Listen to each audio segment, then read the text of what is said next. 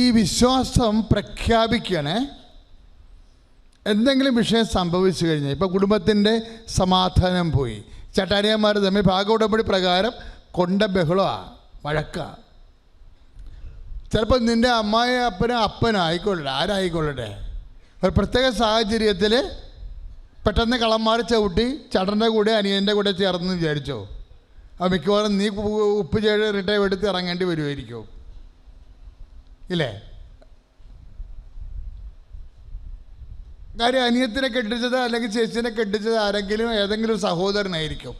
അപ്പോൾ സ്വാഭാവികമായിട്ട് വീട് സ്ഥലവും ചിലപ്പോൾ അവരുടെ പേരിൽ എഴുതി കൊടുക്കേണ്ടി വരും. നിനക്ക് അനിയത്തിനെ കെട്ടിക്കുന്ന കാലത്തോ ചേട്ടത്തിനെ കെട്ടിരിക്കുന്ന കാലത്തോ നിനക്ക് ചിലപ്പോൾ സഹായിക്കാൻ കഴിഞ്ഞ് കാണത്തില്ല.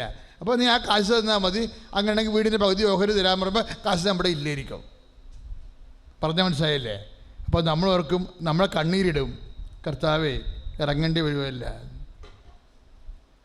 ഇറങ്ങേണ്ടി വരുക. എൻ്റെ ദൈവമേ, നീ ഇറങ്ങിയാൽ എവിടെ കൊണ്ട് ഇറങ്ങണത്? വിശ്വാസി കർത്താവിൻ്റെ കൈ പിടിക്കാൻ വേണ്ടിയാണ് ഇറങ്ങണത്, അല്ല നീ നിരത്തിലോട്ട് ഇറങ്ങത്തൊന്നുമില്ല. നിന്നെ നിരത്തിലോട്ട് ഇറക്കത്തില്ലെന്ന് കർത്താവ് പറഞ്ഞിട്ടുണ്ട്. ഞാൻ നിന്നെ അനാഥരായി വിടത്തില്ലെന്ന് കൈയടിച്ച് കർത്താവ്. ഹല്ലേലൂയ, കരങ്ങൾ ഉയർത്തിക്കൊണ്ട് സ്തുതിക്കട്ടെ. ഹല്ലേലൂയ.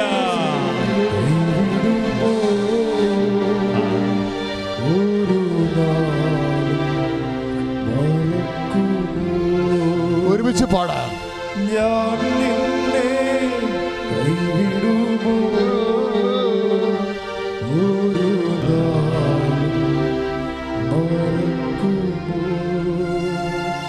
ആരു മറന്നാലും മറക്കാത്തവൻ, അന്ത്യത്തോളം കൂടെയുള്ളവൻ, ആരു മറന്നാലും മറക്കാത്തവൻ, അന്ത്യത്തോളം കൂടെയുള്ളവൻ, ഞാൻ നിന്നെ കൈവിടുമോ, ഒരു നാളും മറക്കുമോ. പരിശുദ്ധ പരമദിവ്യകാരുണ്യത്തിന് ആരാധനയും സ്തുതിയും പോഴ്ചയുണ്ടായിരിക്കട്ടെ. മക്കളെ ഓർമ്മിച്ച് തരാൻ പരിശുദ്ധാത്മാവോട് പറയണം കേട്ടോ. ഇപ്പോൾ 14-18 വചനമാണ് ഇപ്പം അച്ഛൻ വായിച്ചത്. യോഹന്നാൻ്റെ സുവിശേഷം 14-ാം അധ്യായം 18-ാമത്തെ വാക്യം എല്ലാവർക്കും അറിയാവുന്ന വാക്യമാണ്. പക്ഷെ അതല്ല പ്രശ്നം. വീട്ടിൽ നിന്ന് ഇറങ്ങുമ്പോൾ പരിശുദ്ധാത്മാവ് ഈ വാക്ക് ഓർപ്പിച്ച് തരണം. ആധ്യാത്മിക ജീവിതത്തിൽ നിൻ്റെ ഏറ്റവും വലിയ കൂട്ടുകാരൻ ആരാണെന്നറിയാവോ? ഹോളി സ്പിരിറ്റ്, പരിശുദ്ധാത്മാവ്. കഴിഞ്ഞ ദിവസങ്ങളൊരു സംഭവം ഉണ്ടായി. എനിക്ക് എവിടെ നിന്നാണെന്ന് ഞാൻ പറയുന്നില്ല, ഔദ്യോഗികമായ മേഖലയിൽ നിന്ന് വളരെ ദുഃഖകരമായ ചില അനുഭവങ്ങളുണ്ടായി. അപ്പം ഞാനങ്ങനെ മിണ്ടാതെ വന്ന് എൻ്റെ മുറിയിലിരിക്കുക. അപ്പോൾ എൻ്റെ മുമ്പിൽ മുറി തുറന്ന് ഒരു സഹപ്രവർത്തകർ കയറി വന്നു. ഇവർ കയറി വന്ന് കസേരയിരുന്ന് ഞാൻ എൻ്റെ മുറി ഇവർ മിണ്ടായിരിക്കുക. പെട്ടെന്ന് എൻ്റെ ഈ തലയുടെ ഇവിടെ വെച്ച് ഒന്ന് ഇളകി. എന്നുവെച്ചാൽ ഇങ്ങനെ അകത്തിങ്ങനെ ചുഴിഞ്ഞ് ഉള്ളിലോട്ട് കയറണ പോലെ. ഇങ്ങനെ ഇടയ്ക്ക് നമ്മൾ കർത്താവിൻ്റെ അടുത്ത് നിൽക്കുമ്പോഴും വചനം പ്രസംഗിക്കുന്ന സമയത്തും ചില സൗഖ്യപ്പെടുന്ന രോഗത്തിന് വേണ്ടി പ്രാർത്ഥിക്കുമ്പോൾ ആ രോഗം സൗഖ്യപ്പെടുന്ന നമ്മൾ അറിയണത് ഇളക്കമനുസരിച്ചാണ്. ചിലതറിയണം, എല്ലാം അങ്ങനെയല്ല. ചിലത് ഈസിയായിട്ട് അറിയാൻ പറ്റും, ചിലത് തല ഇങ്ങനെ ഉച്ചയ്ക്ക് ഇരുന്നുകൊണ്ടോ അല്ലെങ്കിൽ സൈഡിരുന്നുകൊണ്ടോ ഇങ്ങനെ അകത്തിരുന്നുകൊണ്ട് കോശങ്ങളിൽ ഇങ്ങനെ ചുഴിയണ പോലെ നമുക്ക് തോന്നും. അപ്പോൾ ഞാനിങ്ങനെ സങ്കടപ്പെട്ടിരിക്കുക വിഷമത്തിൽ. അപ്പോൾ ഇങ്ങനെ തല ഇങ്ങനെ ചുഴിഞ്ഞ് വന്ന്. അപ്പം ഞാൻ പറഞ്ഞു, എടി വിശ്വാസപ്രമാണം ചെല്ലാൻ പറഞ്ഞു. ഉടനെ അവർ വിശ്വാസപ്രമാണം ചൊല്ലി. ഞാൻ പറഞ്ഞു ഒരു നമ്പർ പറഞ്ഞേ. അവർ പറഞ്ഞ് 14. ഒരെണ്ണം കൂടി പറയാൻ പറഞ്ഞു. ഉടനെ കൂടി പറയാൻ പറഞ്ഞപ്പോൾ അവർ 17 പറഞ്ഞു. ഞാൻ പറഞ്ഞ് സുവിശേഷം പറഞ്ഞേ. അപ്പോൾ ഒരു യോഹന്നാൻ പറഞ്ഞു. ഞാൻ പറഞ്ഞു ജസ്റ്റ് ഒന്ന് വായിച്ച് നോക്കാൻ പറഞ്ഞു. അപ്പോഴെനിക്കറിയേണ്ടി വന്നത് ഞാൻ ഇനി അഭിമുഖീകരിക്കാൻ പോകുന്ന പ്രശ്നത്തിന് ഒരു ബൈബിൾ വിഷയമാണ്. ആ വിഷയത്തിന് ഞാൻ മുമ്പിൽ ഒരു വലിയ പുസ്തകം എടുത്തു വെച്ചിട്ടുണ്ട്. ജെറോം ബിബ്ലിക്കൽ കമൻട്രി എന്നുള്ള 4-ാം നൂറ്റാണ്ട് മുതലുള്ള സഭയുടെ പുസ്തകമാണ്. ഇപ്പോൾ തുടങ്ങിയതല്ല. ബൈബിൾ വ്യാഖ്യാനത്തിന് വേണ്ടി 4-ാം നൂറ്റാണ്ടിൽ തൊട്ട് ഒരു പണ്ഡിതനുണ്ടായിരുന്നു, ജെറോം എന്ന് പറഞ്ഞു. അദ്ദേഹം ഒരു ഗുഹയിലാണ് താമസിച്ചത് ഇസ്രയേലിൽ. ഞാൻ ഇസ്രയേലിൽ പോയപ്പോൾ അദ്ദേഹത്തിന് ഗുഹയിൽ കയറി ഇരുന്നിട്ടുണ്ട്. ജെറോമിൻ്റെ ഗുഹയിൽ പോയി ഇരുന്നായിരുന്നു. കാര്യം അദ്ദേഹം അവിടെ വെച്ചാണ് ബൈബിൾ പഠിച്ചത്. അപ്പം ഞാൻ അവിടെ പോയി ഇരുന്ന് പ്രാർത്ഥിച്ചിട്ടുണ്ട് ജെറോമിൻ്റെ ഗുഹയിൽ. ഇപ്പോഴും ഉണ്ട് ഗുഹ. വിശുദ്ധനാട് സന്ദർശിക്കുന്നവർക്ക് ജെറോമിൻ്റെ ഗുഹ കാണാൻ പറ്റും. അപ്പം അദ്ദേഹത്തിൻ്റെ പേരിലുള്ള പുസ്തകമുണ്ട്, കമൻട്രി, ബിബ്ലിക്കൽ കമൻട്രി, ഇംഗ്ലീഷാണ്. അതിൻ്റെ അകത്ത് നിന്ന് ഞാനിന്ന് അനുഭവിക്കുന്ന ചില വിഷയങ്ങൾക്ക്, സാങ്കേതിക വിഷയങ്ങൾക്ക്, സുവിശേഷവും ദൈവശാസ്ത്രപരമായിട്ടുള്ള സാങ്കേതിക വിഷയങ്ങൾക്ക് ഇതിൽ മറുപടി ഉണ്ടാകുമെന്ന് വിചാരിച്ചുകൊണ്ട് ഞാൻ ബിബ്ലിക്കൽ കമൻട്രി ഓപ്പൺ ചെയ്ത് കഴിഞ്ഞപ്പോഴാണ് എൻ്റെ തലയിൽ ഇങ്ങനെ ചുഴന്ന് ഇറങ്ങിയത്. അപ്പം ഞാൻ ഇവരോട് നമ്പർ ചോദിച്ചപ്പോൾ അവർ നമ്പർ പറഞ്ഞു. അവർ വായിക്കാൻ പറഞ്ഞപ്പോൾ അവർ പറഞ്ഞു, ഈ ആത്മാവിനെ സ്വീകരിക്കാൻ ലോകത്തിന് പറ്റത്തില്ല എന്ന്. അപ്പം അതാണ് വചനം. 14-17 എന്താണ്? ഈ ആത്മാവിനെ സ്വീകരിക്കാൻ ലോകത്തിന് പറ്റത്തില്ല. അപ്പോഴും നമ്മൾ പറയുന്ന ചില വിഷയങ്ങൾ ഉൾക്കൊള്ളാനോ മനസ്സിലാക്കാനോ ലോകത്തിൻ്റെ അരുവി വ്യാപരിക്കുന്ന ആൾക്കാർക്ക് പറ്റണമെന്ന് നിർബന്ധമില്ല. അതുകൊണ്ട് ചില സംവാദങ്ങളും അസ്വസ്ഥങ്ങളൊക്കെ എപ്പോഴും ഇങ്ങനെ വന്നുകൊണ്ടേയിരിക്കും. പക്ഷേ നമ്മളെന്താ പറഞ്ഞത്? ഈ സത്യാത്മാവെന്നാണ് പറഞ്ഞത്.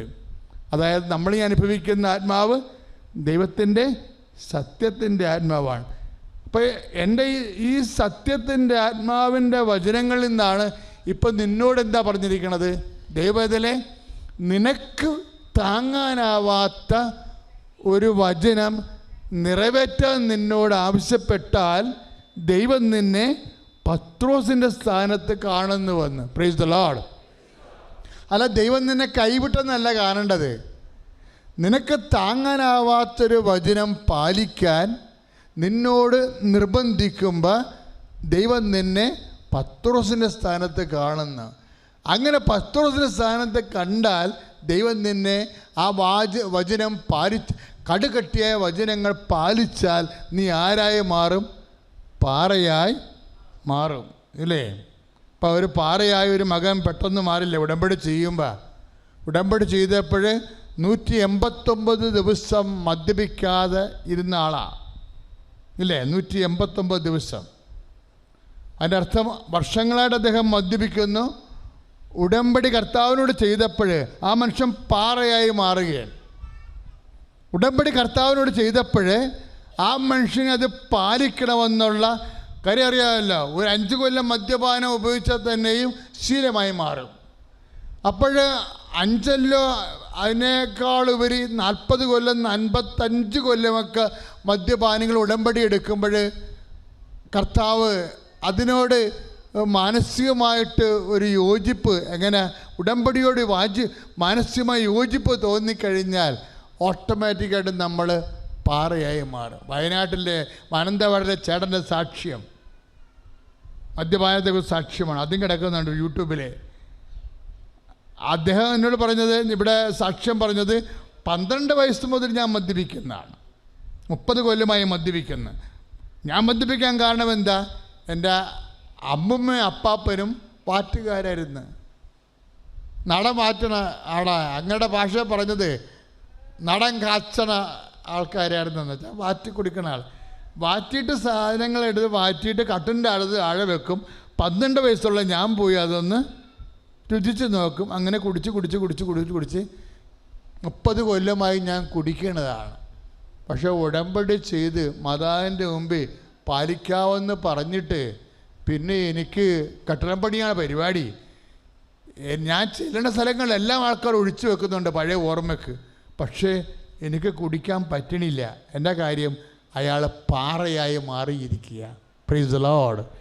കർത്താവ് ആ പാറമേൽ കർത്താവിൻ്റെ വചനം കേൾക്കുകയും അത് പാലിക്കുകയും ചെയ്യുമ്പോൾ, അത് പാലിക്കാൻ വേണ്ടി ഒരു തീരുമാനം എടുക്കുമ്പോൾ, ഉടമ്പടി നിന്നെ പാറയാക്കുമെന്ന് പറയുമ്പോൾ, മത്തായി 7:24 നിൻ്റെ ജീവിതത്തിൽ സംഭവിക്കണത്. എന്താണ് സംഭവിക്കണത്? എൻ്റെ വചനം കേൾക്കുകയും അതിന് ജീവിക്കുകയും ചെയ്യുന്നവൻ പാറമേൽ ഈ ഭവനം പണി ചെയ്ത ബുദ്ധിമാനായ മനുഷ്യ തുല്യനാണ്. പ്രാർത്ഥിക്കുക, കർത്താവായ ദൈവമേ, ഉടമ്പടി നിർദ്ദേശങ്ങൾ അനുസരിച്ചുകൊണ്ട് ദൈവവചനം കേൾക്കുകയും അതനുസരിച്ച് ജീവിച്ചുകൊണ്ട് ദൈവ തിരുസന്നിധിയിൽ വിശ്വാസത്തിന്റെ പാറയായി മാറിയ ഞങ്ങളെ സഹായിക്കണമേ. മക്കളെ, നമ്മളെ പാറയായി മാറ്റുന്നത് ആരാ? വിശ്വാസമാണ്. ആദ്യം തന്നെ ഈ അൾത്താരയിൽ വന്ന് സാക്ഷ്യം പറയാൻ അനുവദിച്ച എൻ്റെ ഈശോയ്ക്കും എൻ്റെ അമ്മ മാതാവിനും നന്ദി പറയുന്നു. എൻ്റെ പേര് സിമി. ഞാൻ ഓസ്ട്രേലിയയിൽ നിന്ന് വരുന്നു. ഞാൻ ആദ്യമായി ഉടമ്പടി എടുക്കുന്നത് 2022 ജൂലൈയിലായിരുന്നു.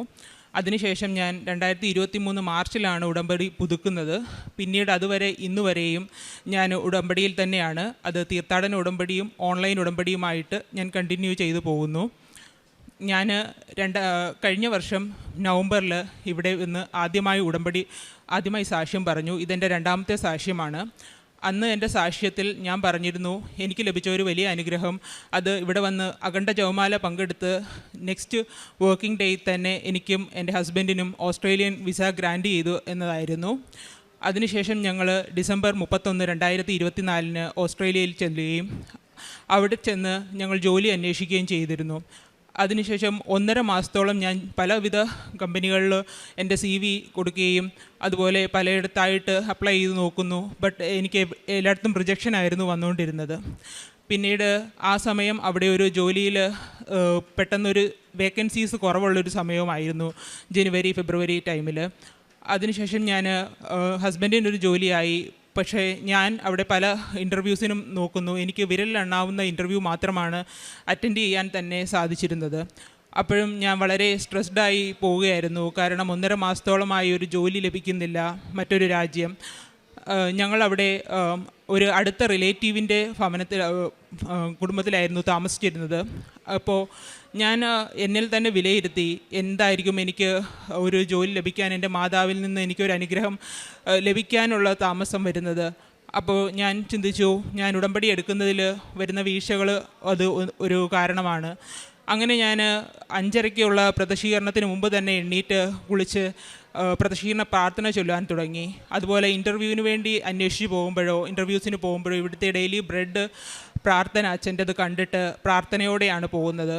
പിന്നീട് ഞാൻ എൻ്റെ കയ്യിൽ ചെറിയ എമൗണ്ട് ആണെങ്കിലും എൻ്റെ നാട്ടിലെ അക്കൗണ്ടിൽ നിന്ന് പാവങ്ങൾക്ക്, അനാഥാലയങ്ങൾക്ക് ഞാൻ സംഭാവന അയച്ചു കൊടുത്തു. അതിനുശേഷം ഞാൻ ചിന്തിച്ചു, ഉടമ്പടി നേർച്ച വസ്തുക്കൾ എൻ്റെ കയ്യിലുണ്ട്, പക്ഷേ അതൊന്നും ഞാൻ ശരിയായ രീതിയിൽ ഉപയോഗിക്കുന്നില്ല. അപ്പോൾ ഞാൻ എന്താണ് ചെയ്തതെന്ന് വെച്ച് കഴിഞ്ഞാൽ, നേരത്തെ ഞാൻ ഇൻ്റർവ്യൂവിന് പോകുമ്പോൾ ഈ കാശുരൂപം ബാഗിലിട്ട് അവിടെ ചെന്ന് പ്രാർത്ഥിച്ചിട്ട് തിരികെ ബാഗിലിട്ട് വീണ്ടും ഇൻ്റർവ്യൂ അറ്റൻഡ് ചെയ്യും. പക്ഷേ ഞാൻ ഇതിന് ശേഷം എന്താ ചെയ്തതെന്ന് വെച്ചാൽ, ഈ ഉടമ്പടി കാശുരൂപം എൻ്റെ കയ്യിൽ മുറുകെ പിടിക്കും. ഞാൻ വീട്ടിൽ നിന്ന് ഇറങ്ങുമ്പം മുതൽ ആ കാശുരൂപം എൻ്റെ കൈ മുറുകെ പിടിച്ച് വിശ്വാസ പ്രമാണം വളരെ വിശ്വാസത്തോടെ ചൊല്ലും. ബിക്കോസ് എനിക്ക് അവിടെ വേറെ നമുക്കൊരാശ്രയമില്ല, അത് ഈശോയും മാതാവും തന്നെയാണ് നമുക്ക് ആശ്രയമായി വരേണ്ടതെന്നുള്ള ആ ഒരു ഉറച്ച വിശ്വാസത്തിൽ ഞാനത് മുറുകെ പിടിച്ച് നടന്നു പോകുമ്പോഴോ ട്രെയിനിൽ സഞ്ചരിക്കുമ്പോഴോ ഞാനത് മുറുകെ പിടിച്ചിരിക്കും. ഇൻ്റർവ്യൂവിന് ചെല്ലുമ്പോഴോ അവരെൻ്റെ അടുത്ത് ഇൻ്റർവ്യൂ ക്വസ്റ്റ്യൻസ് ചോദിക്കുമ്പോഴോ അവർക്ക് കാണാവുന്ന പാകത്തിൽ ഒരു കൈക്കൊന്തയിൽ എൻ്റെ കൈശരൂപം മുറുകെ പിടിച്ച് വെച്ചിരിക്കും. അങ്ങനെ ഞാൻ ആദ്യം അതിനുശേഷം അറ്റൻഡ് ചെയ്ത ഒരു ഗവൺമെൻറ്റിൻ്റെ ഇൻ്റർവ്യൂവിന് ഞാൻ സാറ്റിസ്ഫൈഡായിട്ടാണ് ഇറങ്ങിയത്. പക്ഷേ ആ ഇൻ്റർവ്യൂ പിന്നീട് എനിക്ക് ലഭിച്ചില്ല. പക്ഷേ ആ ഇൻ്റർവ്യൂ കഴിഞ്ഞ് ഇറങ്ങി ഞാൻ വീട്ടിലേക്ക് പോകുമ്പോഴേക്കും അടുത്ത ഇൻ്റർവ്യൂവിന് എന്നെ വിളിച്ചു. നെക്സ്റ്റ് ഡേ തന്നെ അടുത്ത ഇൻ്റർവ്യൂവിന് പങ്കെടുക്കാൻ പറഞ്ഞു. അതും അവിടെ തന്നെ ഒരു ഗവൺമെൻറ്റിൻ്റെ ഇൻ്റർവ്യൂ ആയിരുന്നു. ഞാനതിന് പങ്കെടുത്തു. അവിടെയും ഞാൻ ഈ കാശുരൂപം മുറുകെ കൈകളിൽ പിടിച്ചുകൊണ്ടാണ്, വിശ്വാസ പ്രമാണം ചൊല്ലിക്കൊണ്ടാണ് ഞാനിത് ചെയ്തുകൊണ്ടിരുന്നത്. അതോടൊപ്പം തന്നെ ഒരു ചെറിയ പേപ്പറിൽ ഉപ്പ്, അവിടെ ഞാൻ ഇൻ്റർവ്യൂവിൽ ആരും ചവിട്ടാത്ത ഒരു സ്ഥലത്ത് ചെന്ന് വിശ്വാസ പ്രമാണം ചൊല്ലി പ്രാർത്ഥിച്ചിടും. അത് ഞാൻ അറ്റൻഡ് ചെയ്തു. അതിൻ്റെ എൻഡിൽ തന്നെ അവർ പറഞ്ഞു, ഇത് നിങ്ങൾക്ക് ലഭിച്ചിരിക്കുന്നു, ഉടനെ തന്നെ കോള് വരുമെന്ന്. ഞാൻ വീട്ടിൽ ചെന്ന് കുറച്ച് മണിക്കൂറുകൾക്കകം തന്നെ അവരെന്നെ വിളിച്ചു, ഡീറ്റെയിൽസ് പറഞ്ഞു. കോൺട്രാക്റ്റ് സൈൻ ചെയ്യുന്നതും എല്ലാം പെട്ടെന്ന് തന്നെയായിരുന്നു. അത് കഴിഞ്ഞിട്ട് വെരിഫിക്കേഷൻ എല്ലാം പെട്ടെന്ന് തന്നെ ചെയ്തു. അതിൻ്റെ ഇടയ്ക്ക് ഞാനപ്പോൾ ആഗ്രഹിച്ചിരുന്നു, മാർച്ച് ഫസ്റ്റ് വീക്കിനാണ് 50 നോയമ്പ് തുടങ്ങുന്നത്. കുറേ വർഷങ്ങളായിട്ട് ഞാൻ 50 നോയമ്പ് എടുക്കാറുള്ളതാണ്. അപ്പോൾ ഞാൻ പറഞ്ഞു, ഇപ്പം ഞങ്ങളൊരു റിലേറ്റീവിൻ്റെ വീട്ടിലാണുള്ളത്. പക്ഷേ മാർച്ച് ഫസ്റ്റ് വീക്കിൽ ഞങ്ങൾക്കൊരു വീട് ലഭിക്കണമേ, ഒരു റെൻറ്റിനൊരു വീട് ലഭിച്ച് അവിടെ വെച്ച് വേണം എനിക്ക് എൻ്റെ നൊയമ്പ് തുടങ്ങാമെന്ന് ഞാൻ പ്രാർത്ഥിച്ചു. അത് കഴിഞ്ഞ് ഹസ്ബൻഡിനൊരു ജോലിയായിരുന്നു. അപ്പോഴത്തേക്കും ഞങ്ങളെ റിലേറ്റീവിൻ്റെ തന്നെ ഒരു ഫ്രണ്ട്സ് അവരുടെ പുതിയ ഭവനം ഒരാഴ്ചയായതേ ഉള്ളൂ ഗൃഹപ്രവേശനം നടത്തിയിട്ട് അവിടെ ഒരു ഗ്രാനി ഫ്ലാറ്റ് എന്ന് കൊടുക്കാനുണ്ട്, അത് നിങ്ങൾ വന്ന് കാണാൻ ഇങ്ങോട്ട് ഞങ്ങളെ വിളിച്ച് അവിടെ വന്ന് ഞങ്ങൾ ചെന്ന് നോക്കിയപ്പോൾ ഞങ്ങൾക്കത് ഓക്കെ ആയിരുന്നു. ഇന്ന് വരെയും ഞങ്ങൾ അവിടെ തന്നെയാണ് താമസിക്കുന്നതും. അങ്ങനെയും മാതാവ് അവിടെ ഒരു വലിയ അത്ഭുതം പ്രവർത്തിച്ചു. അത് ഫെബ്രുവരി 22 തന്നെ ഞങ്ങൾക്ക് അവിടെ കയറി താമസിക്കുവാനായിട്ട് സാധിച്ചു. പിന്നീട് ഞാൻ ഈ ഒരു ജോലി വെയിറ്റ് ചെയ്തുകൊണ്ടിരിക്കുകയായിരുന്നു. പക്ഷേ വീണ്ടും ഡേറ്റുകൾ എക്സ്റ്റെൻഡ് ചെയ്തുകൊണ്ടേയിരുന്നു അവർ ജോയിൻ ചെയ്യേണ്ടത്. അതിനിടയ്ക്ക് തന്നെ ഞാൻ വേറെ അപ്ലൈ ചെയ്ത ഒരിടത്തു നിന്ന് എന്നെ വീണ്ടും വിളിച്ചു. അതും ഗവൺമെൻറ്റിൻ്റെ തന്നെയായിരുന്നു. അവർ എനിക്ക് ഇൻ്റർവ്യൂ വെച്ചു. ഞാൻ ജസ്റ്റ് അറ്റൻഡ് ചെയ്തു. എന്നാലും ഒരു ഓഫർ കയ്യിലുണ്ടല്ലോ എന്ന് പറഞ്ഞിട്ട് ഞാൻ അറ്റൻഡ് ചെയ്ത് പിറ്റേത് തന്നെ അവർ വിളിച്ചു, നിങ്ങൾക്ക് ജോലി ആയിട്ടുണ്ട്, നിങ്ങൾ കോൺട്രാക്റ്റ് സൈൻ ചെയ്യുന്നുണ്ട്. ഞാൻ പറഞ്ഞു, എനിക്ക് ഓൾറെഡി ഒരു ജോലിയുടെ കോൺട്രാക്റ്റ് ഞാൻ ഓൾറെഡി കൊടുത്തിട്ടുണ്ട്, എനിക്കിതിന് ചെയ്യാൻ സാധിക്കുമോ എന്നറിയത്തില്ല, എങ്കിലും ഞാൻ അവരോടൊന്ന് ഡേറ്റ് കൺഫർമേഷൻ വാങ്ങിച്ച് കിട്ടുമെന്നുണ്ടെങ്കിൽ ഞാൻ വരുന്നില്ല, ബിക്കോസ് ഞാൻ ഓൾറെഡി ഒരു വാക്ക് കൊടുത്തു പോയതാണെന്ന് പറഞ്ഞു. പക്ഷേ ഇപ്പോൾ രണ്ടാമത് കിട്ടിയ ജോലി എന്ന് പറയുന്നത് സാലറിയിൽ വൈസ് ആയാലും എല്ലാ ബെനിഫിറ്റിലായാലും എനിക്ക് ആദ്യം കിട്ടിയതിനേക്കാൾ നല്ലതായിരുന്നു. അവരും ആ കാര്യം തന്നെ എന്നോട് ചോദിച്ചുകൊണ്ടേയിരുന്നു. അപ്പോൾ ഞാൻ പറഞ്ഞു, ഇല്ല, നമ്മൾ ഓൾറെഡി ഒരിടത്ത് പറഞ്ഞിട്ടുണ്ട്, അത് കിട്ടത്തില്ല എങ്കിൽ ഞാൻ ഇവിടെ ജോയിൻ ചെയ്യുന്നതായിരിക്കും എന്ന് പറഞ്ഞു. അന്ന് ഒറ്റ ദിവസമാണ് അവരെനിക്ക് സമയം തന്നത്. ആ കൺഫർമേഷൻ വാങ്ങിച്ചെങ്കിൽ നിങ്ങൾക്ക് ഈ ജോലി തരാം, അല്ലെങ്കിൽ ഞങ്ങൾക്ക് മറ്റൊരാളെ പരിഗണിക്കേണ്ടി വരുമെന്ന് പറഞ്ഞു. ഞാൻ പലതവണ കോൾ ചെയ്തു, പക്ഷേ ആദ്യത്തെ ഏജൻസി എടുത്തിട്ടുണ്ടായിരുന്നില്ല. പിന്നെ ഞാൻ അവരോട് പറഞ്ഞു, അവരെടുക്കുന്നില്ല, പക്ഷേ എന്നാൽ നിങ്ങൾക്ക് മറ്റാരെങ്കിലും വിളിക്കുക, എൻ്റെ ഇത് ക്യാൻസൽ ചെയ്തോളാൻ പറഞ്ഞു. ഉടനെ തന്നെ എന്നെ ഫസ്റ്റ് ഏജൻസി വിളിച്ചു. ഞാൻ പറഞ്ഞു, ഞാൻ കുറേ മാസങ്ങളായിട്ടൊരു ജോലിക്ക് വേണ്ടി നോക്കുന്നു, ഇപ്പോൾ എനിക്കൊരു ഓഫർ കിട്ടി, ഇതിലും ബെറ്ററാണ്, പക്ഷേ എങ്കിലും നിങ്ങളൊരു ജോയിനിങ് ഡേറ്റ് തന്നിട്ടുണ്ടെങ്കിൽ എനിക്ക് കണ്ടിന്യൂ ചെയ്യാമായിരുന്നു. അവർ പറഞ്ഞു, ഇപ്പോൾ ഞങ്ങൾക്കൊരു ജോയിനിങ് ഡേറ്റ് പറയാൻ പറ്റില്ല, കുറേയധികം പ്രോസസ്സിങ്ങിൽ കിടക്കുന്നത് കാരണം നിങ്ങൾക്ക് മറ്റേതിൽ ആദ്യം രണ്ടാമത് കിട്ടിയ ഓഫറിൽ നിങ്ങൾക്ക് കണ്ടിന്യൂ ചെയ്യാമെന്ന് അവരെന്നോട് പറഞ്ഞു. ഇനിയും എന്തെങ്കിലും ഒരു ജോലിക്ക് ആവശ്യമുണ്ടെങ്കിൽ ഞങ്ങളെ കോൺടാക്റ്റും ചെയ്യാമെന്ന് പറഞ്ഞ് വളരെ സന്തോഷപൂർവ്വം തന്നെ അവിടുന്ന് ഞാനത് ക്യാൻസൽ ചെയ്തു. എന്നിട്ട് ഞാൻ സെക്കൻഡ് എനിക്ക് കിട്ടിയ കമ്പനിയിൽ തന്നെ വിളിച്ചു പറഞ്ഞു. അവർ നിശ്ചിതമായൊരു ജോയിനിങ് ഡേറ്റ് തന്നു. അതിൽ ഞാൻ ജോയിൻ ചെയ്തു. 6 മാസത്തോളം അവിടുത്തെ കോൺട്രാക്റ്റ് വർക്ക് ചെയ്തു. അതിനുശേഷവും ഞാൻ മാതാവിനോട് ശക്തമായി പ്രാർത്ഥിച്ചു, എനിക്കത് എക്സ്റ്റെൻഡ് ചെയ്ത് കിട്ടണമെന്ന്. അപ്പോഴും അവരെനിക്ക് 3 മാസം കൂടി എക്സ്റ്റെൻഡ് ചെയ്തു. ഡിസംബർ 16 വരെ എനിക്ക് അവർ എക്സ്റ്റെൻഡ് ചെയ്തു തന്നു. ഇതിനിടയ്ക്ക് എനിക്ക് വീണ്ടും പല കാര്യങ്ങൾ, പല കാലുവേദനകൾ, പല അസുഖങ്ങൾ വന്ന സമയത്ത് ഞാൻ മാതാവിനോട് പ്രാർത്ഥിക്കുന്നുണ്ട്. അവിടുത്തെ ടെസ്റ്റുകൾ നടത്താൻ നേരത്ത് ശക്തമായി ഞങ്ങൾ ഈ തൈലവും ഉപ്പും ഉപയോഗിച്ച് പ്രാർത്ഥിക്കുമായിരുന്നു. അതിൻ്റെ ഫലമായിട്ട് അത് ടെസ്റ്റ് നടത്തി കഴിയുമ്പോൾ ഒന്നും അധികം ടാബ്ലറ്റുകളോ ഒന്നും കഴിക്കേണ്ടതായ ഒരു അസുഖമോ ഒന്നും അല്ല. ചിലപ്പോൾ ഒരു കാലാവസ്ഥയുടെയോ അങ്ങനെ എന്തെങ്കിലും ആയിരിക്കാം. അതെല്ലാം വളരെ അത്ഭുതപൂർവ്വം എൻ്റെ മാതാവും എൻ്റെ ഈശോയും അത് ഞങ്ങൾക്ക് മാറ്റിത്തന്നു. അങ്ങനെ ഇരിക്കുമ്പോഴാണ് ഞാൻ പറയുമായിരുന്നു, എനിക്കിവിടെ നന്ദി പറയാൻ അടുത്ത ജപമാല റാലിക്കും ഇവിടെ പങ്കെടുക്കണം എന്ന്. പക്ഷേ എനിക്ക് എൻ്റെ സാഹചര്യത്തിൽ എനിക്ക് ലീവില്ല. അങ്ങനെ ഞാൻ എങ്ങനെ വരുമെന്ന് എനിക്കറിയത്തില്ലായിരുന്നു. എങ്കിലും ഞാൻ പറയും, എന്നെ മാതാവും ദൈവവും അനുവദിച്ചാൽ ഞാനിവിടെ വന്ന് ജപമാല റാലിയിൽ പങ്കെടുക്കുമെന്ന് ഞാൻ പറയുമായിരുന്നു. ഞാൻ 1 മാസം മുന്നേ തന്നെ മാനേജർക്ക് ലീവിന് റിക്വസ്റ്റ് കൊടുത്തു. അവരത് അപ്പോൾ തന്നെ സാങ്ഷൻ ചെയ്ത് തരികയും ചെയ്തു. അങ്ങനെ ഞാൻ വളരെ കുറച്ച് ദിവസങ്ങൾക്ക് വേണ്ടി ഈ ജപമാല റാലിയിലേക്ക് 23-ാം തീയതി ഇവിടെ വരികയും 24-ാം തീയതി വൈകിട്ട് കൃപാസനത്തിൽ എത്തിച്ചേരുകയും ചെയ്തു. വളരെ സന്തോഷത്തോടെ എനിക്ക് ഈ റാലിയിൽ പങ്കെടുക്കാനായിട്ടും സാധിച്ചു. അതിനുശേഷം ഈ ഒരു അതുപോലെ ഒരു കാര്യം കൂടെ ഞാൻ വിട്ടുപോയി. എനിക്ക് ഇവിടെ കിട്ടിയിരുന്ന ജോലി ഒരു സപ്പോർട്ട് ജോലിയായിരുന്നു. പക്ഷേ ഞാൻ പ്രാർത്ഥിച്ചിരുന്നു, മാതാവേ, എനിക്കൊരു ഡെവലപ്മെൻറ്റിൽ ഞാൻ ചെയ്തിരുന്ന സെക്ഷനിൽ തന്നെ എനിക്കൊരു ജോലി ലഭിക്കണമേ മാതാവേന്ന്. ഞാൻ അവിടെ ജോയിൻ ചെയ്തപ്പോൾ അവരെനിക്കൊരു നല്ലൊരു ടാസ്ക് തന്നെ അവർ എൻ്റെ ഡെവലപ്മെൻറ്റിന് വേണ്ടി തന്നെ തന്നു. അത് കൂടുതലായിട്ടും എനിക്ക് വിശ്വാസയോഗ്യമാകുന്ന ഒരു രീതിയിൽ അവിടുത്തെ എന്നെ ഇൻ്റർവ്യൂ ചെയ്ത വ്യക്തി എന്നോട് പറഞ്ഞു, നിങ്ങളെ ആദ്യം സെലക്ട് ചെയ്തിരുന്നത് ഞങ്ങൾ ഈ ഒരു സപ്പോർട്ടിങ്ങിന് വേണ്ടിയായിരുന്നു, പക്ഷേ നിങ്ങൾക്ക് എന്തോ ഒരു ലക്കുണ്ട്, നിങ്ങൾക്ക് കിട്ടിയത് നിങ്ങളുടെ പ്രൊഫഷന് അല്ലെങ്കിൽ നിങ്ങളുടെ പ്രൊഫൈലിന് മാച്ചായിട്ടുള്ള ഡെവലപ്മെൻറ്റ് ജോലി തന്നെയായിരുന്നു. അതും മാതാവ് ഒരു വലിയ അനുഗ്രഹമാണ് എനിക്കവിടെ തന്നത്.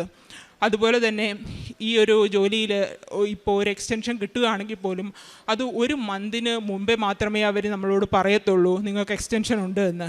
പക്ഷേ ഇവിടെ ഞാൻ ജപമാല റാലി പങ്കെടുത്ത് ഒക്ടോബർ 28-ാം തീയതി അവർ എനിക്ക് മെയിൽ അയച്ചു, നിങ്ങൾക്ക് വീണ്ടും അടുത്ത എക്സ്റ്റൻഷൻ ഉണ്ട്, മാർച്ച് വരെ നിങ്ങൾക്ക് കണ്ടിന്യൂ ചെയ്യാമെന്ന് പറഞ്ഞിട്ട്. അതൊക്കെ ഇതിൻ്റെ ഒരു വലിയ, എൻ്റെ മാതാവിൻ്റെയും എൻ്റെ ഈശോയും എനിക്ക് തന്ന ഒരു വലിയ അനുഗ്രഹമാണെന്ന് തന്നെയാണ് ഞാൻ കരുതുന്നത്. ഇതുപോലെ തന്നെ ഞാൻ MSc ഓൺലൈനായിട്ട് പഠിക്കുന്നുണ്ടായിരുന്നു. അപ്പോൾ സെക്കൻഡ് സെമസ്റ്ററിൻ്റെ എക്സാമിൽ എനിക്ക് 1-2 വിഷയങ്ങൾക്ക് നല്ല ടഫായിട്ട് തോന്നി. എങ്കിലും മാതാവിനോട് ഞാൻ പറഞ്ഞു, അമ്മേ എനിക്ക് സാഹചര്യം ഒരുക്കി തന്ന് ഇവിടെ സാക്ഷ്യം പറയാൻ പറ്റുവാണെങ്കിൽ ഞാനിവിടെ ഒന്ന് പറഞ്ഞോളാം, അമ്മ എനിക്ക് നല്ല ഒരു റിസൾട്ട് എനിക്ക് നൽകണമേ എന്ന്. അതിനും എനിക്ക് നല്ല രീതിയിൽ മാർക്ക് നൽകി പാസ്സാകുവാനായിട്ട് സാധിച്ചു.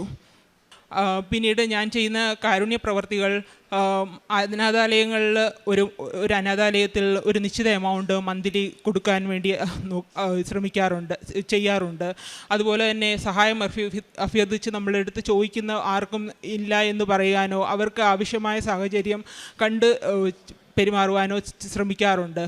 പിന്നീട് ആത്മീയ ജീവിതത്തിൽ വന്ന മാറ്റം, കുറേ വർഷങ്ങൾക്ക് മുമ്പ് ഞാൻ ഉടമ്പടി എടുക്കുന്നതിന് മുമ്പ് ഞാൻ ഞായറാഴ്ചകളിൽ ഇടയ്ക്ക് അല്ലെങ്കിൽ മുടങ്ങാറുണ്ട് പള്ളിയിൽ പോകുവാൻ. പക്ഷേ ഇന്ന് ഉടമ്പടിയിലായിരിക്കുന്ന ഞാൻ എപ്പോഴും എവിടെയെങ്കിലും ഒരു ദിവ്യബലി പങ്കെടുക്കുവാനായിട്ട് സാധിക്കുമെങ്കിൽ ഞാൻ അറ്റൻഡ് ചെയ്യാറുണ്ട്. ഇപ്പോഴും ഞാൻ ജോലിയിൽ പോകുന്ന ദിവസങ്ങളിൽ അവിടെയുള്ള ഇംഗ്ലീഷ് മാസുകൾ രാവിലെ പോയി കൂടിയിട്ട് പറ്റുന്നിടത്തോളം ഞാൻ കൂടാൻ ശ്രമിക്കും. അതിനുശേഷമാണ് ജോലിയിൽ പോകുന്നത്. അതൊക്കെ എൻ്റെ ജീവിതത്തിൽ വന്ന വലിയ മാറ്റമാണ്. അതുപോലെ തന്നെ 30 മിനിറ്റ് ബൈബിൾ വായന ചെയ്യുകയും അത് 2 തവണ സമ്പൂർണ്ണ ബൈബിൾ വായിക്കുകയും 3-ാമത്തെ തവണ പകുതിയോളം ഇപ്പോൾ വായിച്ച് കഴിയുകയും ചെയ്തു. പിന്നീട് പ്രേക്ഷിത പ്രവർത്തനങ്ങളായിട്ട് ഞാൻ ഇവിടെ അച്ഛൻ്റെ ഡെയിലി ബ്രെഡ് ഡെയിലി സ്റ്റേറ്റസ് ആയിട്ടിടുകയും അതുപോലെ തന്നെ ചൊവ്വാഴ്ച ഉടമ്പടി ധ്യാനം സ്റ്റേറ്റസ് ആയിട്ടിടുകയും ചെയ്യും. അതിനോടൊപ്പം തന്നെ ഇവിടുത്തെ മാതാവിൻ്റെ പ്രത്യക്ഷീകരണ പ്രാർത്ഥനയും സായാഹ്ന പ്രാർത്ഥനയും ഇവിടുത്തെ മാതാവിൻ്റെ പിക്ചറും ഒരു PDF ഉണ്ടാക്കി അത് പ്രിൻ്റ് ചെയ്ത് അവിടുത്തെ തന്നെ ക്യാപിറ്റൽ സിറ്റിയിലുള്ള ഒരു വലിയ സെൻറ്റ് മേരീസ് കത്തീഡ്രലിൽ പ്രാർത്ഥനയുടെ പേപ്പറുകൾ വെച്ചിരിക്കും. അവിടെ ആളുകൾക്ക് വന്നെടുക്കാം. അതേ സ്ഥലത്ത് നമ്മുടെ കൃപാസനം മാതാവിൻ്റെ പേപ്പറുകൾ ഞാൻ കോപ്പി എടുത്ത് വെച്ചിട്ടുണ്ടായിരുന്നു. ഇത്രത്തോളം അനുഗ്രഹം എൻ്റെ കുടുംബത്തിന് നൽകിയ എൻ്റെ ഈശോയ്ക്കും അമ്മ മാതാവിനും 1000 നന്ദി. എൻ്റെ പേര് ധന്യ. എൻ്റെ കൂടെ വന്നിരിക്കുന്നത് എൻ്റെ അമ്മ, എൻ്റെ സഹോദരിയാണ്. ഞങ്ങൾ വരുന്നത് ആലപ്പുഴ ജില്ലയിലെ പുളുങ്കുന്ന് സെൻറ്റ് മേരീസ് ഫൊറോന ചർച്ച് ഇടവകയിൽ നിന്നാണ്. ഞങ്ങൾക്ക് കിട്ടിയ സാക്ഷ്യം പറയാനാണ് ഞങ്ങളിവിടെ നിൽക്കുന്നത്. ഞങ്ങളിപ്പോൾ ഉടമ്പടിയിലാണ്. ഒന്നാമതായി ഞങ്ങൾ ആദ്യമായി ഉടമ്പടി എടുത്തത് 2018 എൻ്റെ അമ്മയ്ക്ക് സ്ഥിരമായൊരു ജോലി ഇല്ലായിരുന്നു. എപ്പോഴും ഉടമ്പടിയിൽ പുതുക്കി പ്രാർത്ഥിക്കുകയും ഒക്കെ ചെയ്യുമായിരുന്നു. പലതവണ അംഗൻവാടിയിൽ അപ്ലൈ ചെയ്യുമായിരുന്നു ജോലിക്ക് വേണ്ടി. പക്ഷേ സ്ഥിരമായ ഒരു ജോലി അമ്മയ്ക്ക് ലഭിക്കുന്നില്ലായിരുന്നു. ഉടമ്പടി എടുത്ത് പുതുക്കി പ്രാർത്ഥിച്ചതിൻ്റെ ഫലമായിട്ട് 2018 അമ്മയ്ക്ക് സ്ഥിരമായ ജോലി ലഭിച്ചു. 23 വർഷമായിട്ട് അമ്മയ്ക്ക് ജോലിയില്ലായിരുന്നു. അതിനുശേഷമാണ് അമ്മയ്ക്ക് സ്ഥിരമായ ജോലി ലഭിക്കുന്നത്. രണ്ടാമതായി സാക്ഷ്യം പറയുന്നത് 2018 വെള്ളപ്പൊക്കത്തിന് ശേഷം ഞങ്ങൾക്ക് ഞങ്ങളുടെ ഭവനം നശിച്ചു പോയായിരുന്നു. ഞങ്ങൾ ഉടമ്പടി സമർപ്പിച്ച് പ്രത്യേകം പ്രാർത്ഥിക്കുമായിരുന്നു. ഞങ്ങൾ ഇങ്ങനെ പല സ്കീമുകളിലും അപ്ലൈ ചെയ്തിട്ട് ഞങ്ങൾക്ക് അങ്ങനെ ഒരു വഴിയും ഇല്ലായിരുന്നു ഒരു വീട് കിട്ടുവാനായിട്ട്. ഞങ്ങൾ ജനറൽ കാറ്റഗറി ആയതുകൊണ്ട് ഞങ്ങൾക്ക് അങ്ങനെ റിജക്റ്റായി പോകുമായിരുന്നു. മാതാവിനോട് ഉടമ്പടിയിൽ സമർപ്പിച്ച് നിയോഗം വെച്ച് പ്രാർത്ഥിച്ചതിൻ്റെ ഫലമായിട്ട് ഞങ്ങൾക്ക് 2020 ഒരു 2 നില ഭവനം നൽകി മാതാവ് ഞങ്ങളെ അനുഗ്രഹിച്ചു. യാതൊരു കടബാധ്യതയും കൂടാതെ ഞങ്ങൾക്ക് ആ വീട് പൂർത്തീകരിക്കാൻ സാധിച്ചു. ഇത്രയും വലിയ അനുഗ്രഹം തന്ന മാതാവിനും ഈശോയ്ക്കും 1000 നന്ദി പറയുന്നു. ഞങ്ങൾ വീട് പണിക്ക് മുന്നേ ഞങ്ങൾ ഈ ഉപ്പ് ഇവിടുന്ന് വെഞ്ചരിച്ച് അച്ഛൻ തന്ന ഉപ്പ് വെച്ച് പ്രാർത്ഥിക്കുകയും ചെയ്യുമായിരുന്നു. മൂന്നാമതായി ഞാൻ ജർമ്മൻ എക്സാം പഠിക്കുമായിരുന്നു. ഞാൻ എക്സാം പാസ്സാകുന്നതിന് വേണ്ടി ഉടമ്പടിയിൽ പ്രത്യേകമായി സമർപ്പിച്ച് പ്രാർത്ഥിച്ചു. അതിൻ്റെ ഫലമായി എനിക്ക് ആദ്യത്തെ ചാൻസിൽ തന്നെ എല്ലാ മൊഡ്യൂളും പാസ്സാകാൻ സാധിച്ചു. അതുപോലെ എൻ്റെ ചേച്ചിയും ജർമ്മൻ എക്സാം പഠിക്കുന്നുണ്ടായിരുന്നു. ചേച്ചിക്കും ഫസ്റ്റ് ചാൻസിൽ തന്നെ B2 കംപ്ലീറ്റ് പാസ്സാകാൻ സാധിച്ചു. ഒരു നേഴ്സായി എനിക്ക് ജർമ്മനിയിൽ അവിടുത്തെ ലൈസൻസ് എക്സാം പാസ്സാകാനായിട്ടുണ്ടായിരുന്നു. വളരെ ടഫേറിയ എക്സാം ആയിരുന്നു അത്. 2 ചാൻസേ ഉള്ളൂ ആ എക്സാം പാസ്സാകാൻ. ഞാൻ മാതാവിനോട് ഉടമ്പടി സമർപ്പിച്ച് പ്രാർത്ഥിക്കുകയും വ്യഞ്ചരിച്ച കാശുരൂപവും കൊന്തയും പിടിച്ച് എക്സാമിന് പോവുകയും ചെയ്തു. അതിൻ്റെ ഫലമായിട്ട് എനിക്ക് ഫസ്റ്റ് ചാൻസ് തന്നെ എക്സാം പാസ്സാകാൻ സാധിച്ചു. ഞാൻ പഠിച്ച ചോദ്യങ്ങൾ മാത്രമേ എനിക്ക് എക്സാമിന് ചോദിച്ചുള്ളൂ. നന്നായി എനിക്ക് പെർഫോം ചെയ്യാൻ സാധിച്ചു. ഇത്രയും വലിയ അനുഗ്രഹം തന്ന അമ്മയ്ക്കും തിരുക്കുമാരനും 1000 നന്ദി പറയുന്നു. ജർമ്മനിയിൽ എനിക്കൊരു വീടില്ലായിരുന്നു. വീടിന് വേണ്ടി ഞാൻ നിയോഗം വെച്ച് മാതാവിനോട് പ്രാർത്ഥിച്ചായിരുന്നു. അതിൻ്റെ ഫലമായിട്ട് എനിക്ക് ജർമ്മനിയിലൊരു വീടും നൽകി മാതാവ് അനുഗ്രഹിച്ചു. ഇത്രയും വലിയ അനുഗ്രഹം തന്ന മാതാവിനും തിരുക്കുമാരനും ഒരിക്കൽ കൂടി നന്ദി പറയുന്നു. ഞങ്ങളുടെ ആത്മീയ ജീവിതത്തെ പറ്റി പറയുകയാണ്. അതായത് ഞങ്ങൾ മരിയ ഭക്തി കൂടുതലായിട്ടുള്ള ഒരു കുടുംബമാണ്. ഞങ്ങളുടെ ഇടവക പരിശുദ്ധ കന്യാമറിയത്തിൻ്റെ നാമധേയത്തിലുള്ളതാണ്. ഞങ്ങൾ ഉടമ്പടി എടുത്തതിന് ശേഷം ഞങ്ങൾ എല്ലാ ദിവസവും പരിശുദ്ധ കുർബാനയിൽ സംബന്ധിക്കാറുണ്ട്. സന്ധ്യാപ്രാർത്ഥന മുടങ്ങാതെ കുടുംബമായി പങ്കുചേരാറുണ്ട്. പിന്നെ ആഴ്ചയിൽ ഒരിക്കൽ ഉപവാസം അനുഷ്ഠിക്കാറുണ്ട് ഞങ്ങളെല്ലാവരും. പിന്നെ അച്ഛൻ്റെ ധ്യാനത്തിലും പങ്കുചേരാറുണ്ട്. ഞങ്ങൾ അതുപോലെ തന്നെ യൂട്യൂബ് ലിങ്ക് സ്റ്റാറ്റസ് വഴിയൊക്കെ ഷെയർ ചെയ്യാറുണ്ട്. ഇത്രയും വലിയ അനുഗ്രഹങ്ങൾ ഞങ്ങൾക്കും ഞങ്ങളുടെ കുടുംബത്തിനും തന്ന അമ്മ മാതാവിനും തിരുക്കുമാരനും 1000 നന്ദി രേഖപ്പെടുത്തുന്നു. കാരുണ്യ പ്രവൃത്തിയായിട്ട് ഞങ്ങൾ ചെയ്യാറുള്ളത്, ഞങ്ങളുടെ താലൂക്ക് ഹോസ്പിറ്റലിൽ ഞായറാഴ്ച ഞങ്ങളുടെ ഇടവക ദേവാലയത്തിൽ ഒരു പൊതിച്ചോറ് വിതരണത്തിൽ പങ്കുചേരാറുണ്ട്. പിന്നെ നമ്മുടെ ജർമ്മൻ എക്സാം പാസ്സാകാൻ ഒത്തിരി ബുദ്ധിമുട്ട് അനുഭവിക്കുന്ന നമ്മുടെ കൂട്ടുകാരുണ്ട്. അവർക്ക് ഞാൻ എങ്ങനെയാണ് ഇത് ക്രാക്ക് ചെയ്യേണ്ടതെന്നുള്ളതൊക്കെ ക്ലാസ് എടുത്ത് പഠിപ്പിക്കാറുമുണ്ടായിരുന്നു. ഇതാണ് ഞങ്ങൾ കാരുണ്യ പ്രവൃത്തികളായിട്ട് ചെയ്തിട്ടുള്ളത്. ഇത്ര വലിയ അനുഗ്രഹങ്ങൾ തന്ന മാതാവിനും തിരുക്കുമാരനും നന്ദി അറിയിക്കുന്നു.